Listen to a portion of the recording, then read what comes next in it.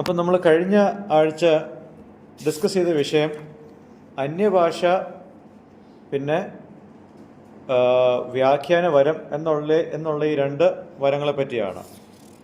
എന്താണ് അന്യഭാഷ എന്നുള്ളതും അതിൻ്റെ ഉള്ളടക്കം എന്താണെന്നുള്ളതും അതെന്തല്ല എന്നുള്ളതും പിന്നെ എന്തായിരുന്നു അതിൻ്റെ ഉദ്ദേശം ഈ കാര്യങ്ങളെല്ലാം നമ്മൾ അപ്പോസ്തല പ്രവൃത്തി 2 മുതൽ 19 വരെയുള്ള അധ്യായങ്ങളിൽ നമ്മൾ വളരെ എക്സാമിൻ ചെയ്ത് അതിൻ്റെ സത്യങ്ങളെല്ലാം കണ്ടെത്തിയിട്ടുണ്ട്. അതുപോലെ തന്നെ വ്യാഖ്യാന വരം എന്താണെന്നും കൂടെ നമ്മൾ നോക്കിയായിരുന്നു. ഈ ഡീറ്റെയിൽസ് എല്ലാം ഞാൻ കഴിഞ്ഞ ഓഡിയോ റെക്കോർഡ് ചെയ്ത് യൂട്യൂബിൽ അപ്ലോഡ് ചെയ്തിട്ടുണ്ട്. അപ്പോൾ അത് ആവശ്യമുള്ളവർക്ക് ഞാനത് ലിങ്ക് അയച്ചു തരാം. ഇന്ന് ഞാൻ കഴിഞ്ഞ ആഴ്ച പറഞ്ഞതുപോലെ 4 കാര്യങ്ങളാണ് ഡിസ്കസ് ചെയ്യാൻ ആഗ്രഹിക്കുന്നത്. ഒന്നാമതായിട്ട് ഗൈഡ് ലൈൻസ് ഫോർ ടങ്സ്.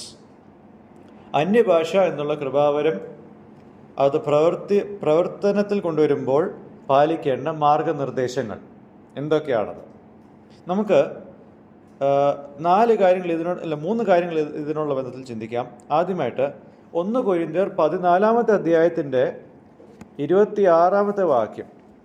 ഒരു വ്യക്തിക്ക് അന്യഭാഷ ഉണ്ടെങ്കിൽ, ബൈബിളിൻ്റെ കാലഘട്ടത്തിൽ ഒരു വ്യക്തിക്ക് അന്യഭാഷ എന്നുള്ള കൃപാവരം ഉണ്ടെങ്കിൽ എന്തൊക്കെയാണ് ചെയ്യേണ്ടത്? 1 കൊരിന്ത്യർ 14 26 വാക്യം ഒന്ന് വായിച്ചേ.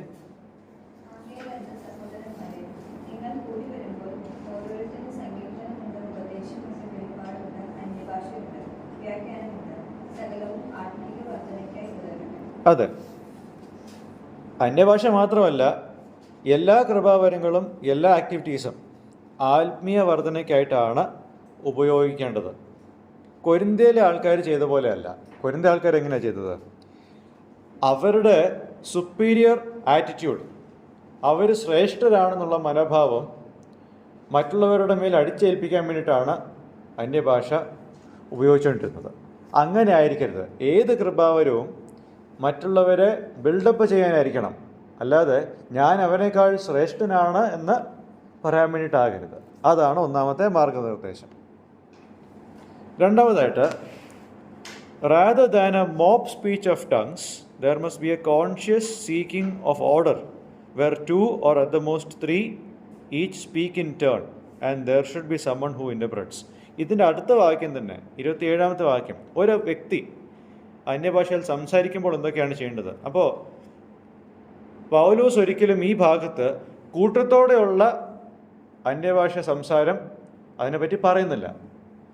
ഒരാൾ അന്യഭാഷ സംസാരിക്കുമ്പോൾ എന്താണ് അവിടെ ചെയ്യേണ്ടത്? നമുക്ക് 27 വാക്യം വായിക്കാം. അന്യഭാഷയിൽ സംസാരിക്കുന്നുവെങ്കിൽ 2 പേരോ 3 പേരോ ആകട്ടെ, അവർ ഓരോരുത്തരായി സംസാരിക്കുകയും ഒരുവൻ വ്യാഖ്യാനിക്കുകയും ചെയ്യട്ടെ. ഓക്കെ, അപ്പോൾ കൂട്ടത്തോടെയുള്ള ഈ അന്യഭാഷ അല്ല. ഇവിടെ ബോധപൂർവം ഒരു വ്യക്തി അടുത്ത വ്യക്തിക്ക് വേണ്ടി വെയിറ്റ് ചെയ്യണം. ഒന്നാമത്തെ ആൾ സംസാരിക്കുമ്പോൾ രണ്ടാമത്തെ മൂന്നാമത്തെ ആൾ അവരുടെ ടൈമിന് വേണ്ടിയിട്ട് വെയിറ്റ് ചെയ്യണം.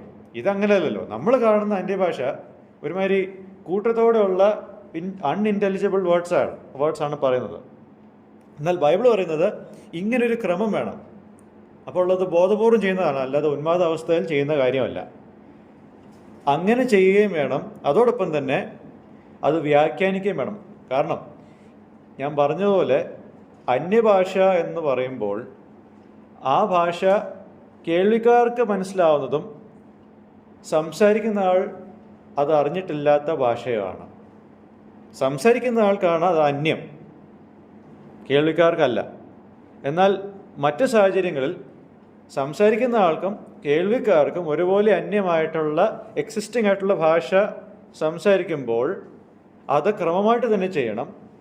ഓർഡറിനനുസരിച്ച് അത് വ്യാഖ്യാനിക്കുകയും വേണം. കാരണം ഏതൊരു ആക്ടിവിറ്റി സഭയിൽ നടന്നാലും അതിൻ്റെ അൾട്ടിമേറ്റ് എൻഡ് ആത്മീയ വർധനമാണ്, അല്ലാതെ ഷോ ഓഫ് ചെയ്യാനല്ല. എനിക്ക് അന്യഭാഷ വരവുണ്ട്, ഞാൻ ശ്രേഷ്ഠനാണെന്ന് കാണിച്ചിട്ട് പിന്നെ അങ്ങ് ഇരിക്കാനല്ല. ഈ പറഞ്ഞത് ജനത്തിന് മനസ്സിലാവണം, അതിനൊരു വ്യാഖ്യാനി വേണം. ഓക്കെ, ഇനി മൂന്നാമതായിട്ട്, there should be a conscious decision to refrain from speaking in tongues when there is no one to interpret, because building up of the church must be the prime purpose of the use of spiritual gift. അന്യഭാഷയിൽ സംസാരിക്കാതിരിക്കാനുള്ള ബോധപൂർവമായിട്ടുള്ള തീരുമാനം എപ്പോഴാണ് ഉണ്ടാകുന്നതെന്നറിയാമോ? വ്യാഖ്യാനി സഭയിൽ ഇല്ലാതിരിക്കുമ്പോൾ. നമ്മൾ കാണുന്ന ഈ ഒരു പ്രക്രിയയിൽ വ്യാഖ്യാനി ഉണ്ടെങ്കിലും ഇല്ലെങ്കിലും, വ്യാഖ്യാനി ഇല്ല, ഈ അന്യഭാഷ പറയുന്ന ആൾക്കാർ അവർ വ്യാഖ്യാനി എന്നുള്ള ആ ഒരു ഗിഫ്റ്റ് ഇഗ്നോർ ചെയ്യുന്നുണ്ട് പല സ്ഥലത്തും. ഓക്കെ, അപ്പോൾ വ്യാഖ്യാനി ഇല്ലാത്തത് കൊണ്ട് എന്താ ചെയ്യേണ്ടത്? വ്യാഖ്യാനി ഇല്ലെങ്കിൽ സംസാരിക്കരുത്.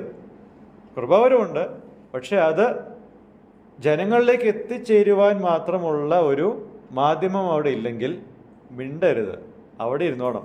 അതാണ് പൗലോസ് പറയുന്നത്. 28-ാമത്തെ വാക്യത്തിൽ ഒന്ന് വായിച്ചേ.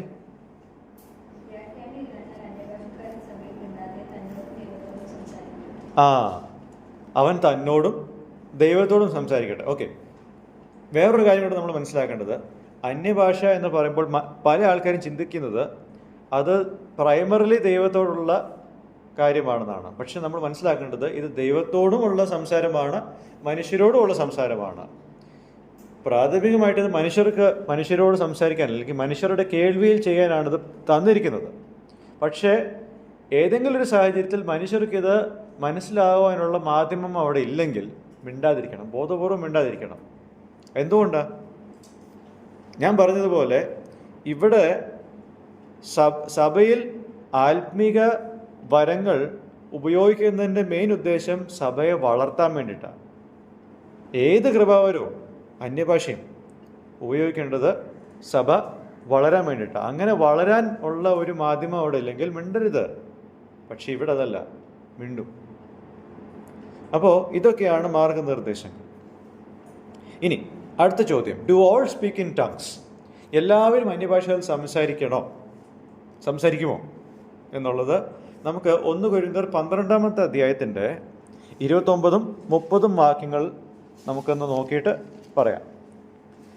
അവിടെ എത്ര ചോദ്യങ്ങളാണുള്ളത്? 7 ചോദ്യങ്ങളാണുള്ളത്. 29-ഉം 30-ഉം വാക്യങ്ങളിൽ 7 ചോദ്യങ്ങളാണ് നമുക്കിവിടെ കാണാൻ സാധിക്കുന്നത്. അതൊന്ന് ഓരോന്നോരോന്ന് നടന്ന് വായിക്കാം.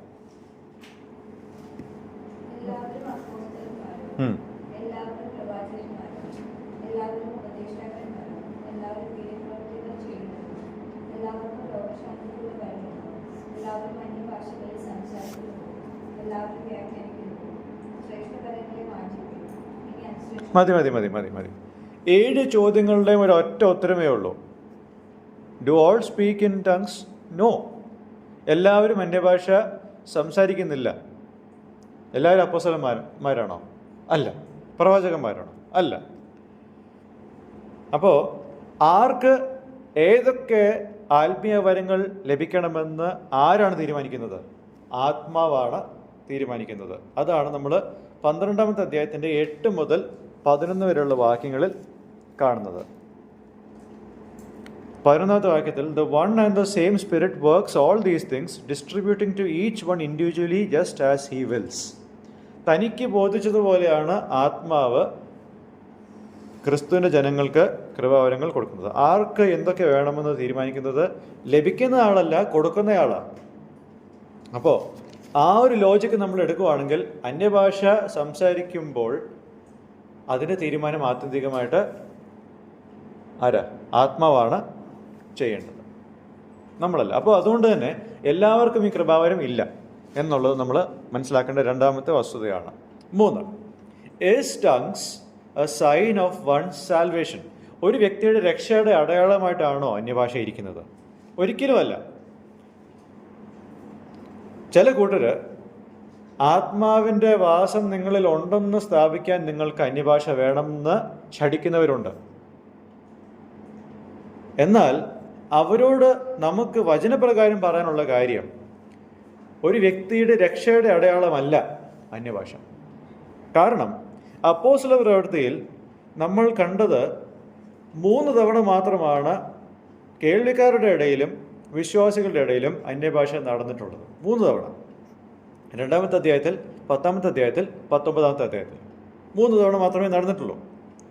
എന്നാൽ അതിനപ്പുറമായിട്ടുള്ള സാഹചര്യങ്ങളിൽ അനേകം വ്യക്തികൾ വിശ്വാസത്തിലേക്ക് വന്നു. പക്ഷെ അവിടെ എങ്ങും അന്യഭാഷ ഉള്ളതായിട്ട് നമുക്ക് കാണാൻ സാധിക്കുന്നില്ല. ഞാൻ നേരത്തെ പറഞ്ഞതുപോലെ അപ്പോസ്തല പ്രവൃത്തി 2-ാമത്തെ അധ്യായത്തിൽ അന്ന് പെന്തക്കോസ്തിന്റെ നാളിൽ നടന്നു. പക്ഷെ 3-ാമത്തെ അധ്യായത്തിൽ അവിടെ ജന്മന മുടന്തനായിരുന്ന വ്യക്തിയുടെ സൗഖ്യം കഴിഞ്ഞതിന് ശേഷം വിശ്വാസികളുടെ എണ്ണം 5000 4-ാമത്തെ അധ്യായത്തിൽ. അവിടെ അന്യഭാഷയില്ലല്ലോ, ഇല്ല. 5-ാമത്തെ അധ്യായത്തിലും 6-ാമത്തെ അധ്യായത്തിലും യെരൂശലേം സഭ വളരുന്നു, അവിടെ അന്യഭാഷയില്ലല്ലോ. അപ്പോൾ ഇനി വേറൊന്നും നോക്കണ്ട. പൗലോസ് വിശ്വാസത്തിൽ വന്നു, അപ്പോസ്തല പ്രവൃത്തി 9-ാമത്തെ അധ്യായത്തിൽ. അവിടെയും അന്യഭാഷയുടെ ഒക്കറൻസ് ഇല്ല. Rather the sign of one's salvation is a changed heart that starts to love the things that God loves and hate the things God hates, lifelong faith, increasing repentance and turning away from sin, zeal for good works, and love for God and His people. ഒരു വ്യക്തിയുടെ ഹൃദയം യഥാർത്ഥത്തിൽ മാറിയിട്ടുണ്ട് അല്ലെങ്കിൽ രക്ഷിക്കപ്പെട്ടിട്ടുണ്ടെന്നുള്ളതിൻ്റെ അടയാളം മാറിയൊരു ഹൃദയമാണ്. ഒന്ന് എന്ന് വെച്ചാൽ ദൈവം സ്നേഹിക്കുന്ന കാര്യത്തെ സ്നേഹിക്കുവാനും ദൈവം വെറുക്കുന്ന കാര്യത്തെ വെറുക്കുവാനും ആരംഭിക്കുന്ന ഒരു ഹൃദയം. അതാണ് ഒന്നാമത്തെ തെളിവ്. ജീവിതകാലം മുഴുവനുള്ള വിശ്വാസം, ക്രിസ്തുവിലുള്ള വിശ്വാസം. നീതിമാൻ വിശ്വാസത്താൽ ജീവിക്കും. The righteous shall live by faith. Increasing repentance and turning away from sin. വർദ്ധിച്ചു വരുന്ന മാനസാന്തരവും എല്ലാ ദിവസവും പാപത്തിൽ നിന്ന് വിട്ടൊഴിയുന്ന ഒരു പ്രവണത. പിന്നെ സീൽ ഫോർ ഗുഡ് വർക്ക്സ്, നല്ല പ്രവൃത്തികൾ, സൽപ്രവൃത്തികൾ ചെയ്യാനുള്ള വാഞ്ച. പിന്നെ ദൈവത്തോടും ദൈവജനത്തിനോടും സ്നേഹം. ഇതാണ് രക്ഷിക്കപ്പെട്ടവരുടെ അടയാളം.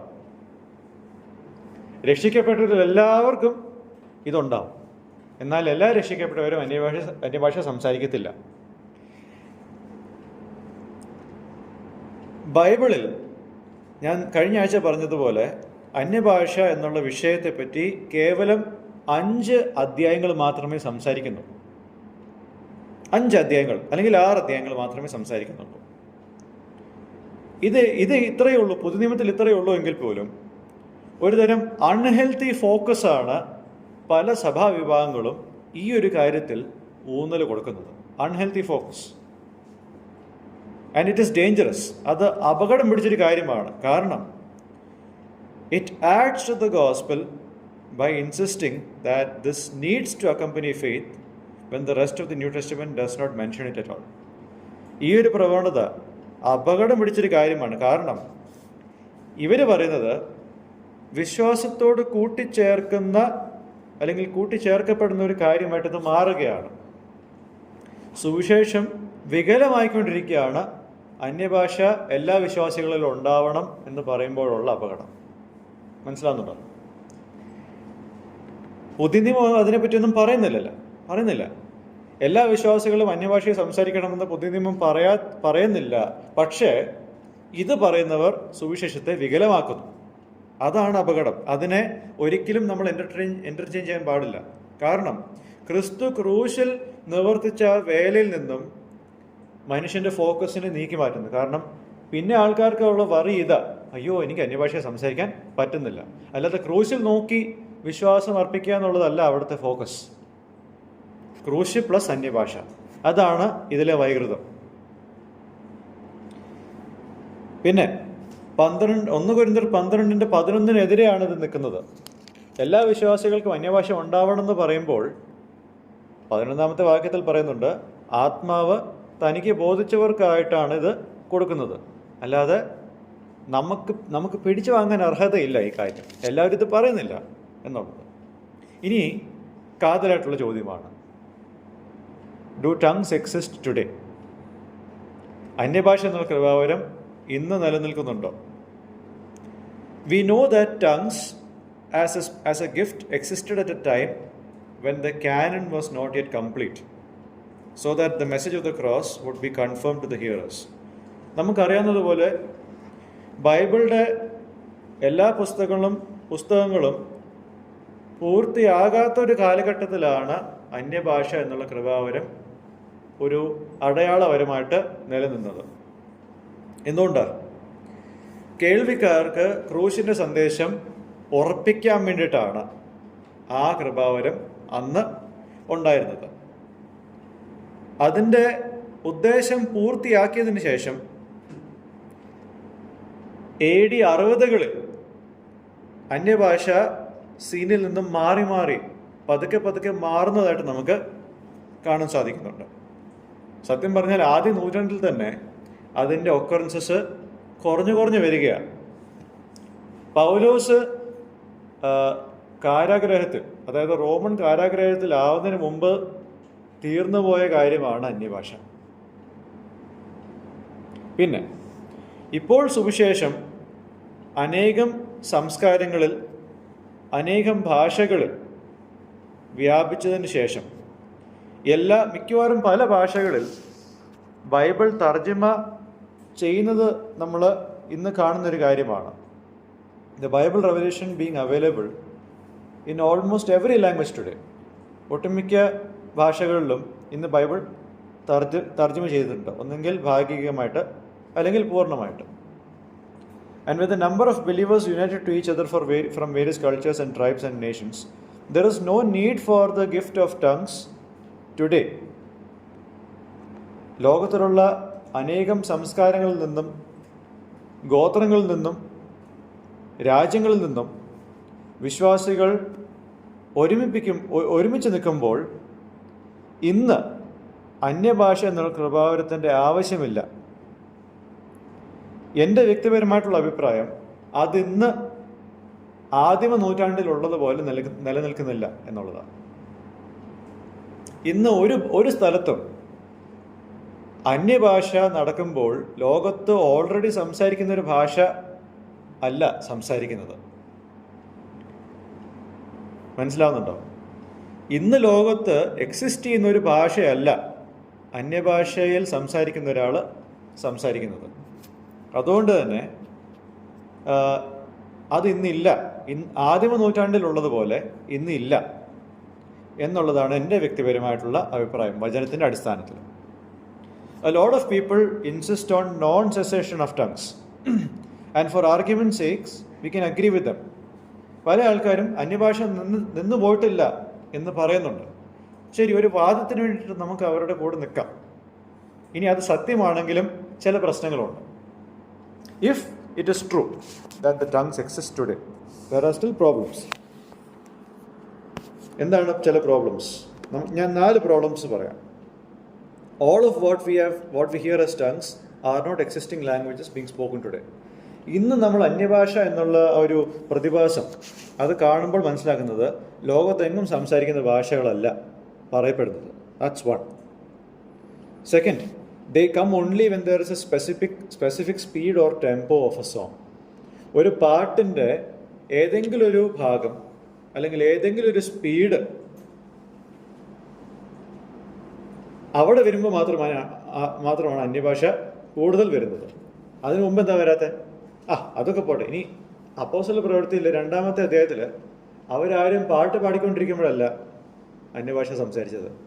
10-ാമത്തെ അധ്യായത്തിലും അങ്ങനല്ല, 19-ാമത്തെ അധ്യായത്തിലും അങ്ങനല്ല. പക്ഷെ ഇവിടെ നടക്കുന്നതെല്ലാം അതിൻ്റെ വിരോധമായിട്ടാണ്. Okay. 3-ാമതായിട്ട്, there is no conscious decision to abstain from it if there is no need for it.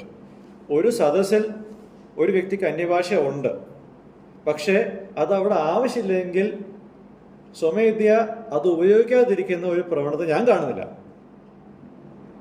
എനിക്ക് കിട്ടിയെന്ന് പറഞ്ഞങ്ങ് പറയുക, അവിടെ ആവശ്യമുണ്ടെങ്കിലും ഇല്ലെങ്കിലും. അവിടെ ആത്മീയവർദ്ധന ഉണ്ടാവുന്നുണ്ടോ ഇല്ലയോ എന്നുള്ളതൊന്നും ആർക്കൊരു വിഷയമേ അല്ല. 4-ാമതായിട്ട്, there is no insistence on one having the gift of interpretation of tongues in the same way that people insist on having the gift of tongues.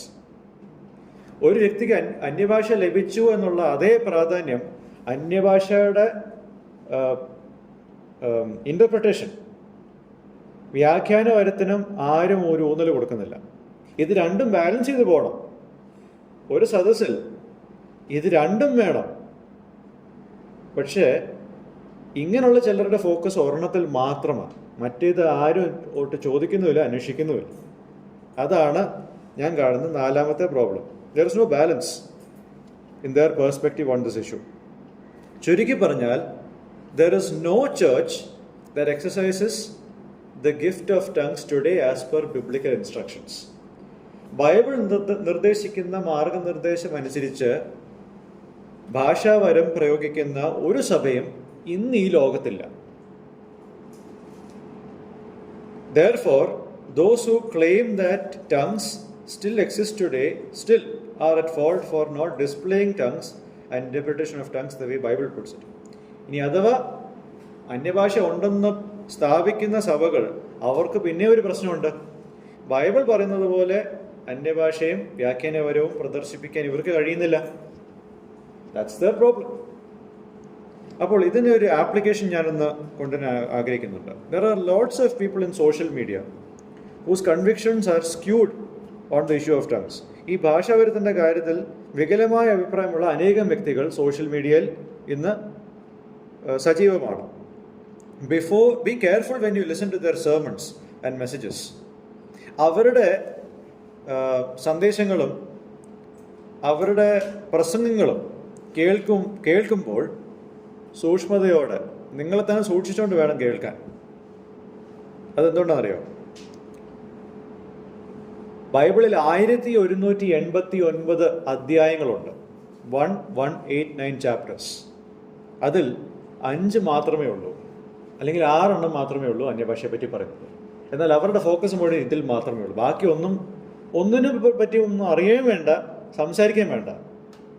അതുകൊണ്ട് തന്നെ അവരുടെ ഇംബാലൻസിൽ നമ്മളും വീണു പോകരുത്. ഇത് പറഞ്ഞുകൊണ്ട് നമുക്ക് ഇന്നത്തെ സെഷൻ വചന ശുശ്രൂഷ അവസാനിപ്പിക്കാം. നമ്മൾ ഇതുവരെ എത്ര കൃപാവരങ്ങളാണ് നോക്കിയത്? അപ്പോസ്തലന്മാർ, പ്രവാചകന്മാർ, പിന്നെ രോഗസൗഖ്യം, അത്ഭുതങ്ങൾ, പിന്നെ വിസ്ഡം, ജ്ഞാനം, പിന്നെ വിവേചനം, ആത്മാക്കളുടെ വിവേചനം, പിന്നെ അന്യഭാഷ വ്യാഖ്യാനം. ഇത്രയും കാര്യങ്ങളാണ് ഈ കഴിഞ്ഞ 6 സെഷൻസിൽ നമ്മൾ ഫോക്കസ് ചെയ്തത്. ഇതൊന്നും ഇന്നത്തെ കാലയളവിലില്ല എന്നുള്ളതാണ് നമ്മൾ ഇതുവരെ സ്ഥാപിച്ചതായിട്ടുള്ള കാര്യം. അതുകൊണ്ട് നിങ്ങളിൽ ആരും പറയരുത് ഞാൻ ഇന്നൊരു അപ്പോസ്തലനാണെന്നോ അല്ലെങ്കിൽ എനിക്ക് കൃപാവരങ്ങളുണ്ടോ, ഈ അന്യഭാഷ ഉണ്ടെന്നോ ആരും പറയരുത്. ഇത്രയും 6 ദിവസത്തെ പ്രയത്നത്തിന് ശേഷം നിങ്ങളാരും പറയരുത്. ഇനി ഉള്ളത് ഈ കാലഘട്ടത്തിലുള്ള വിഷയങ്ങൾ നമുക്ക് അടുത്ത തവണ മുതൽ ഡിസ്കസ് ചെയ്യാം. അടുത്ത തവണ നമ്മൾ ചിന്തിക്കാൻ പോകുന്ന വിഷയം സുവിശേഷകന്മാർ എന്നുള്ള കൃപാവരമാണ്. ആരും അങ്ങനെ പ്രസംഗിക്കാത്തൊരു വിഷയമാണെന്ന് എനിക്ക് മനസ്സിലായി. ഒരു വ്യക്തതയില്ല നമ്മളുടെ ഇടയിൽ ആ കാര്യത്തെപ്പറ്റി. എന്നാൽ ആ വ്യക്തത തരാൻ വേണ്ടിയിട്ട് നമുക്ക് ശ്രമിക്കാം. ദൈവം നമ്മളെല്ലാവരും സഹായിക്കട്ടെ. ദൈവനാമം മഹത്വപ്പെടുമാറാകട്ടെ.